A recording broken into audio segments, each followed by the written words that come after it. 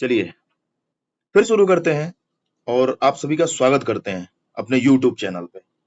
तो आपको आज तीनों टेंस एक साथ बताते हैं। प्रेजेंट के बारे में हम कुछ पढ़ चुके थे, अब पास्ट के बारे में और फ्यूचर के बारे में पढ़ना है। इतना ही पढ़े थे, लेकिन फिर से आज तीनों सही कर देंगे। ठीक है, तो सबसे पहले हम एक टेंस बनाना सीखते हैं। टेंस बनता कैसे, उसके बाद जब टेंस बना लेंगे, सेंटेंस बना लेंगे, तो उसमें पास्ट फ्यूचर घुसाना है बस। मतलब एक हम आपको सांचा दे देंगे, एक सांचा दे देंगे, एक मतलब तरीका दे देंगे। अब आप उसमें सारे टेंस घुसा दो, आपको समझ में आ जाएगा। बस उसके दो तीन चीज याद करनी है। सपोज करिए मैंने आपको ले लिया, सपोज करिए मैंने एक टेंस बनाया, मान लीजिए प्रेजेंट इंडेफिनिट ले लिया मैंने, आई ले लिया। एक मिनट, हाँ चलिए यहां देखते, मैंने एक टेंस ले लिया, ये है you sing a song. You sing a song मैंने ले लिया। इसका नेगेटिव सेंटेंस क्या है? देखिए ये प्रेजेंट इंडेफिनिट क्यों है, क्यों है? क्योंकि भाई ना इसमें वर्ब का सेकंड फॉर्म है, ना वर्ब का थर्ड फॉर्म है, ना इसमें डिड लगा है। मतलब ये सिंपल है। यू तुम गाते हो, सिंग मतलब गाना, और सॉन्ग मतलब सॉन्ग। सिंपल है। सिंपल इसलिए है, यस या यस इसलिए नहीं लगा क्योंकि ही सीट ये सिंगुलर नंबर नहीं है। ही सीट ये सिंगुलर नंबर नहीं है, तो यानी ये प्रेजेंट इंडेफिनिट टेंस है।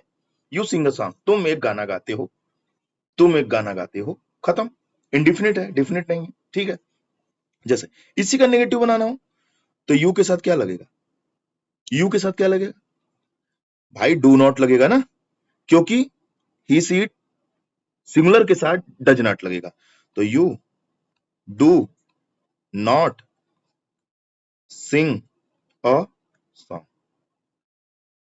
मतलब यू क्या है, यहां पे सब्जेक्ट हो गया। यू क्या है? सब्जेक्ट हो गया। सब्जेक्ट वर्ब हो गया। सिंग क्या हो गया? वर्ब। सिंग मतलब गाना, सॉन्ग मतलब गीत।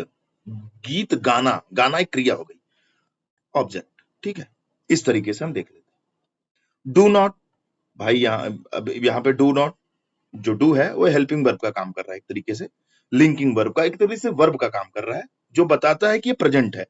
तो प्रेजेंट इंडिफिनिट में हम क्या करते हैं? डू डज का प्रयोग करते हैं। किसका प्रयोग करते हैं? डू डज का। प्रेजेंट इंडिफिनिट की खासियत क्या है?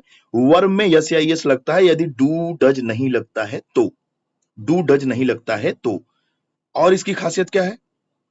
इसका इंटरोगेटिव बनाते समय डू डज को पहले करते हैं। यानी प्रेजेंट इंडिफिनिट में तीन खासियत हमें पकड़ में आई। इन तीन खासियत को ध्यान से देखना है। तीन खासियत हमें क्या क्या पकड़ में आई? प्रेजेंट इंडेफिनिट में तीन खासियत पकड़ में आई। सबसे पहला डू डज का यूज, दूसरा यस या यस का यूज, यस या यस का यूज। ये हो गया प्रेजेंट की। अब अगर पास्ट में बात करते हैं तो पास्ट में सिर्फ डिड लगता है, क्योंकि डू का ही सेकंड फॉर्म क्या है? अगर आपको वर्ब पढ़ाया था ना, वर्ब में क्या था? Do, second form did, third form done. Past indefinite की एक सिंपल सी खासियत है, हमेशा वर्ब का सेकंड फॉर्म ही यूज होता है। हमेशा वर्ब का सेकंड फॉर्म याद रख लिए, वर्ब का सेकंड फॉर्म हमेशा यूज होगा। तो जैसे I played cricket, play played played, play played played, play played played, हो गया। You read books, you read read read, read read read, इस तरीके से।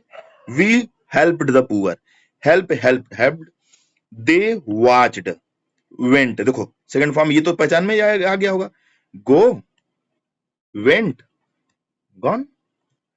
समझ में आ गया? इसका निगेटिव कैसे बनाएंगे? अरे भैया जैसा इसका बनाए थे, बस वहां डू डज की जगह यहां डिड लगा दो, खत्म। I did not play cricket, मैंने क्रिकेट नहीं खेला। I did not play cricket. क्या तुमने क्रिकेट खेला? Did you play cricket, did you play cricket, did को पहले लगा दो, हो गया खत्म। फ्यूचर में क्या करना है? बस सेल विल आ जाए तो मान लो क्या है? फ्यूचर। सेल विल लगा फ्यूचर, सेकेंड फॉर्म लगा past indefinite, second form past indefinite. ये वर्ब में यस लगा, यस या यस लगा प्रेजेंट इंडिफिनिट। फ्यूचर में क्या लगेगा? सेल और विल। ओके, जैसे आई सेल प्ले क्रिकेट, आई सेल, सेल या विल लगा लो, कोई भी लगा सकते हो, लेकिन ग्रामेटिकल पोर्शन से हम सेल का ही यूज करेंगे, क्योंकि पेपर ऐसे ही आएगा, आपको फंसाने के लिए दे देगा, तो वहां पे सेल को इंपॉर्टेंट देना है। ठीक है, आई सेल प्ले क्रिकेट, मैं क्रिकेट खेलूंगा।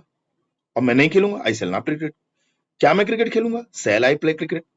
आई वी के साथ क्या लगेगा, शैल। बाकी सबके साथ विल, बाकी सबके साथ विल। वर्ब का फर्स्ट फॉर्म लगेगा। फ्यूचर खत्म, फ्यूचर इंडेफिनिट खत्म। मतलब 3 चीज समझ में आई।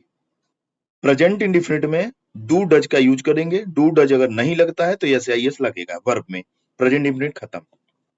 पास्ट इंडेफिनिट में डिड लगेगा, अगर डिड नहीं लगता है तो वर्ब का सेकंड फॉर्म हमेशा यूज होगा। ठीक है, पास्ट इंडेफिनिट ही ऐसा टेंस है केवल जहां वर्ब का सेकंड फॉर्म यूज होता है। ठीक है, फ्यूचर में शैल या विल लगेगा, खत्म मैटर, वर्ब का फर्स्ट फॉर्म ही चलेगा, खत्म।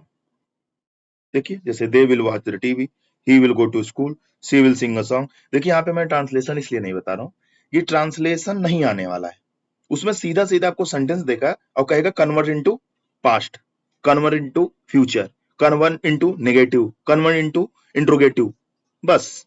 तो हमको ये चीज याद रखनी है। ठीक है, अब जैसे अब पास्ट तो खत्म हो गया, प्रेजेंट इंडिपेंडेंट हो गया, पास्ट इंडिपेंडेंट हो गया, फ्यूचर इंडिपेंडेंट हो गया। अब उसके बाद सेकंड क्या है, present continuous, past continuous, future continuous. तो कंटिन्यूअस देख लें, कंटिन्यूअस का मतलब होता है लगातार कोई काम हो रहा है, कंटिन्यूअस का मतलब होता है लगातार कोई काम हो रहा है। तो प्रेजेंट कंटिन्यूअस में क्या होगा, इज एम आर के साथ वर्ब में क्या लगेगा, आई एन जी।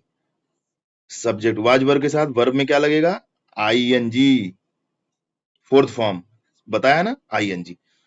क्या लगा, इज एम आर वर्ब के साथ I N G, was verb के साथ I N G, shall will be, shall be will be verb के साथ आई एन जी। समझ में आ गया।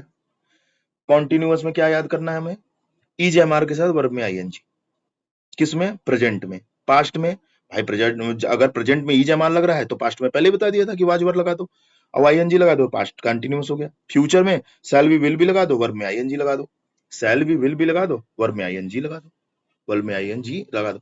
अच्छा सोचते हो ना कि बी क्यों लग रहा है, shall will plus I N G लगा दो। भाई होने का अर्थ भी तो होना चाहिए। जैसे मैं जा रहा, I am not, sorry I am reading, मैं पढ़ रहा हूं, present indefinite, sorry present continuous. क्या बताया मैंने, present continuous, I am reading present continuous. Past continuous का क्या होगा, आई वाज रीडिंग, आई के साथ वाज लग जाएगा, आई वाज रीडिंग। तो फ्यूचर में क्या होगा, अरे आई शैल बी रीडिंग, मैं पढ़ रहा होऊंगा। अगर बी नहीं लगता तो इसका अर्थ ही अलग निकलेगा, इसका अर्थ ही अजीब सा निकलेगा।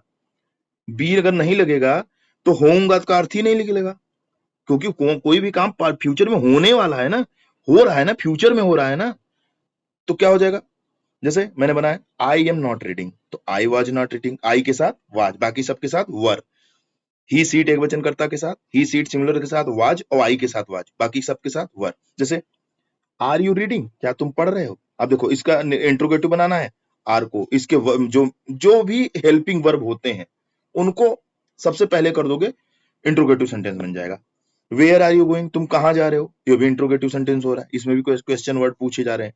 ठीक है, अब इसका पास्ट बनाना है, तो आई वॉज नॉट रीडिंग, या यू वर प्लेइंग, यू के साथ वर, यानी पास्ट में क्या करना है, अब प्रेजेंट में क्या क्या करना है कि ही शी इट, और सिंगुलर के साथ, सिंगुलर के साथ इज, आई के साथ एम, बाकी के साथ आर।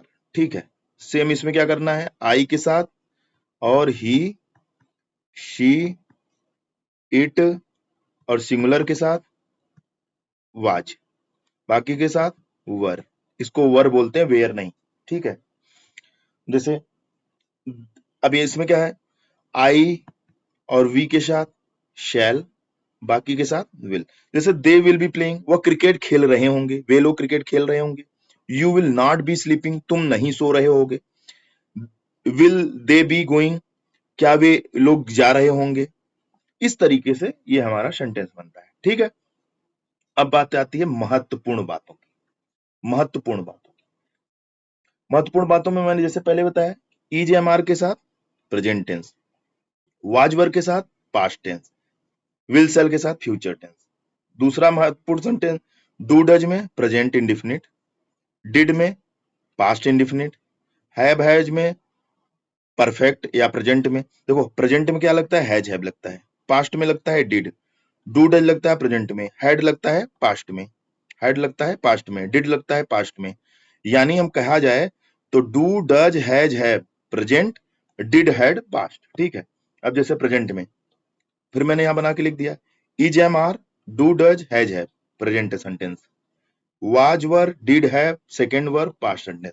देखो वाज वर्ब कहां लगेगा, पास्ट सेंटेंस में लगेगा, पास्ट टेंस में लगेगा, पास्ट टेंस। अभी मैंने यहाँ पे ये बात नहीं की कि प्रेजेंट इंडिफिनिट पास्ट इंडिफिनिट, ये नहीं, ये सब जिसमें भी लगेंगे, जिसमें भी लगेंगे वो प्रेजेंट का सेंटेंस होगा, प्रेजेंट टेंस का सेंटेंस होगा, चाहे वो प्रेजेंट परफेक्ट हो, चाहे वो प्रेजेंट कंटीन्यूअस हो, चाहे वो प्रेजेंट इंडिफिनिट हो, या प्रेजेंट परफेक्ट कंटीन्यूअस हो। ठीक है, इसी तरीके से पास्ट में जो भी लगेगा वर्ब का सेकंड फॉर्म लगेगा, हैड लगेगा, डिड लगेगा, ये सब पास्ट में लगेगा। विल सेल हमेशा फ्यूचर में लगेगा, चाहे वो कोई भी टेंस हो। ठीक है, अब यहाँ पे कंटिन्यूअस का मैंने बताया था, इज एम आर वर्ब के साथ आईएनजी प्रेजेंट कंटिन्यूअस हो गया, वाज वर पास्ट कंटिन्यूअस हो गया, shall be will be future continuous हो गया। ठीक है, अब कहते हैं ना कि परफेक्ट कैसे बनाना है। परफेक्ट बनाने का एकदम सिंपल तरीका है, हैज हैव के साथ वर्ब का थर्ड फॉर्म लगा दो, पास्ट में हैड के साथ वर्ब का थर्ड फॉर्म लगा दो, परफेक्ट में विल हैव और सेल हैव के बाद वर्ब का थर्ड फॉर्म लगा दो, प्रेजेंट परफेक्ट बन गया। अच्छा कह दो कि मैं बना के दिखा देता हूं, जैसे प्रेजेंट परफेक्ट का पहला सेंटेंस बनाते हैं, प्रेजेंट परफेक्ट का आई हैव। अब देखो आई हैव के साथ third third form, I have done my work, हो गया, I have done my work, मैंने अपना काम कर लिया था, मैं कर चुका हूं, मैं अपना काम कर चुका हूं, मैं अपना काम कर लिया हूं, हो गया थर्ड फॉर्म। पास्ट बनाना है, I had done my work, हो गया। Will shall have I will या I shall have done my work, एकदम सीधा सीधा सेंटेंस है। मतलब हैव आएगा तो वर्ब का थर्ड फॉर्म लगेगा ही लगेगा, हैव हैज हैड तीनों आएंगे, उसके बाद वर्ब का थर्ड फॉर्म लगेगा, वो परफेक्ट सेंटेंस हो जाएगा। क्योंकि परफेक्ट का मतलब ही होता है कि पूरा कार्य कंप्लीट हो गया। जैसे आप कहते हैं ना कि मैं इस काम में परफेक्ट हूं, मतलब I have already done it या I have already learn it, मैं ऑलरेडी इसको सीख चुका हूं, मतलब मैं इसमें परफेक्ट हूं, मेरे अंदर इसके अंदर परफेक्शन है। जैसे I have done my work, मैं अपना काम कर लिया हूं, यानी काम खत्म हो चुका है। आई हैव, जैसे आई हैड डन माई वर्क, मैंने अपना काम कर लिया था, मैं अपना काम कर चुका था, मतलब ये काम कंप्लीट है। और कंटिन्यूअस में काम चलता रहता है, और प्रेजेंट इंडिफिनिट में निश्चित नहीं होता कि काम होता है कि क्या होता है। ठीक है, हो गया। अब बारी आती है परफेक्ट कंटिन्यूअस। तो भाई परफेक्ट कंटिन्यूअस का सूत्र ही होता है कि परफेक्ट का हैज हैव हैड उठा लो, परफेक्ट का ये उठा लिए। अब भाई जब मैंने बोला कि हैज हैव हैड के बाद थर्ड फॉर्म आना चाहिए, तो अब क्या करोगे आप, जब थर्ड फॉर्म किसका लगाओगे, क्योंकि हमें कंटिन्यूअस वाला भी लेना है। अब हैज हैव हैड के बाद आईएनजी तो लगा नहीं सकते, क्योंकि मुझे थर्ड फॉर्म लेना है। तो भैया उसमें एक चीज डाल दिया इन्होंने, बीन लगा दो। अब कहोगे बीन किसका थर्ड फॉर्म है, तो मैंने पढ़ाया था इज एम आर, ये क्या होता है, फर्स्ट फॉर्म। इसी का सेकंड फॉर्म क्या होता है, थर्ड फॉर्म। अब देखो ये होते हैं बी फॉर्म, ये होते हैं सेकंड फॉर्म, तो इसका third form been, be was been, be was been, be was been. तो बस कुछ नहीं करना है, परफेक्ट का हैव हैड हैड ले लो, इसके बाद अगर बीन आ जाए और आईएनजी लग जाए तो एकदम बिना कहे सुने लिख दो परफेक्ट कंटीन्यूअस, परफेक्ट कंटीन्यूअस, चाहे वो प्रेजेंट परफेक्ट कंटीन्यूअस हो, चाहे पास्ट परफेक्ट कंटीन्यूअस हो, या फ्यूचर परफेक्ट कंटीन्यूअस हो। ठीक है, एक चीज और मजेदार बात होती है, सिंस फॉर का यूज हो जाता है उसमें। सिंस फॉर का यूज भाई, सिंस एग्जैक्ट टाइम के लिए होता है, जैसे मंडे मैं 5 बजे आऊंगा, मैं 6 बजे आऊंगा, सिंस का यूज एकदम एग्जैक्ट टाइम। फार में क्या होगा, 2 आवर्स। भैया 2 आवर्स कौन सा 2 आवर्स, 24 आवर में 2 आवर्स कौन सा, 7 दिन में 3, तीसरा दिन कौन सा, मैं अगले साल आऊंगा कौन सा, इस तरीके से। ठीक है, तो ये हो गया हमारा टेंस खत्म, ये हो गया हमारा टेंस खत्म। लेकिन ऐसा मत समझिए कि मैंने टेंस खत्म कर दिया, ये तो थे आपको जनरल मैंने पढ़ा दिया। अब टेंस क्या होगा कि अब टेंस मैं पढ़ाऊंगा, सीधा सीधा कन्वर्ट कराऊंगा। कन्वर्ट यानी जैसे क्वेश्चन आते हैं कि मान लो कि मैंने एक सेंटेंस दिया प्रेजेंट इंडिफिनिट का, अब मैं इसको कहूंगा कि कन्वर्ट करिए, कन्वर्ट पास्ट में, कन्वर्ट फ्यूचर में, फिर दूंगा कंटिन्यूअस का कन्वर्ट पास्ट में, कन्वर्ट फ्यूचर में। इस तरीके से हम आगे चलेंगे। तो अगर वीडियो पसंद आई होगी तो लाइक सब्सक्राइब शेयर करिएगा। और एक आपसे आज क्वेश्चन करके जा रहा हूं, इसका आंसर कमेंट बॉक्स में अगर दे सकिएगा तो दीजिएगा। कन्वर्जेंट थिंकिंग और डाइवर्जेंट थिंकिंग क्या होती है? ठीक है, बिना गूगल किए देंगे तो सीटेड यूपीटेड आपके लिए आसान है। जय हिंद, जय भारत।